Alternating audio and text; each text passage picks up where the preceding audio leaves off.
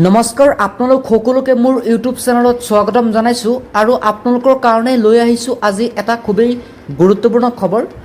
ৰাজ্যৰ যিসকল অৰুণোদয় আঁচনিৰ হিতাধিকাৰী আছে, লগতে যিসকল মানুহে বা যিসকল লোকে চৰকাৰী পকী ঘৰ এতিয়ালৈকে পোৱা নাই, তেওঁলোকৰ কাৰণে এটা খুবেই ভাল খবৰ দিলে ৰাজ্যৰ মুখ্যমন্ত্ৰী ডক্টৰ হিমন্ত বিশ্ব শৰ্মাই।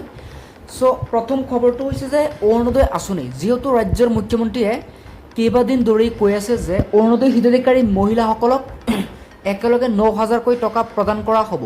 গতিকে এই টকাটো কাৰ কাৰ একাউণ্টত যাব বা কোনে কোনে লাভ কৰিব আৰু এই টকা পাবলৈ হ'লে কি কি কৰিব লাগিব আৰু এই টকা আপোনালোকৰ কেতিয়া লাভ কৰিব, সবিশেষ জনাইছোঁ। ভিডিঅ'টো এটা শ্বেয়াৰ কৰি দিব।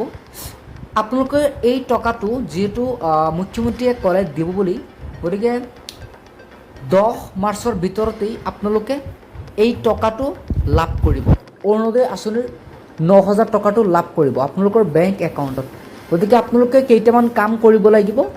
কামকেইটা হৈছে যে আপোনালোকে প্ৰথমে বেংকটো KYC আপডেট কৰি থ'ব। তাৰ পাছতে আপোনালোকে আপোনালোকৰ বেংক একাউণ্টসমূহ এক্টিভ কৰি ৰাখিব। যদি এক্টিভ নাৰাখে তেনেহ'লে আপোনালোকৰ বেংক একাউণ্টত এই পইচাটো নোসোমাব পাৰে। গতিকে অলপ ধ্যান দি কামটো কৰিব। পৰৱৰ্তীটো হ'ল খবৰ চৰকাৰী পকীঘৰ। ৰাজ্যৰ দেশৰ কোটি কোটি জনতাৰ বাবে আহি গ'ল এটা খুবেই সুখবৰ, কিয়নো 13 মাৰ্চৰ পৰাই ৰাজ্যত দিয়া হ'ব চৰকাৰী বিনামূলীয়া পকী ঘৰ।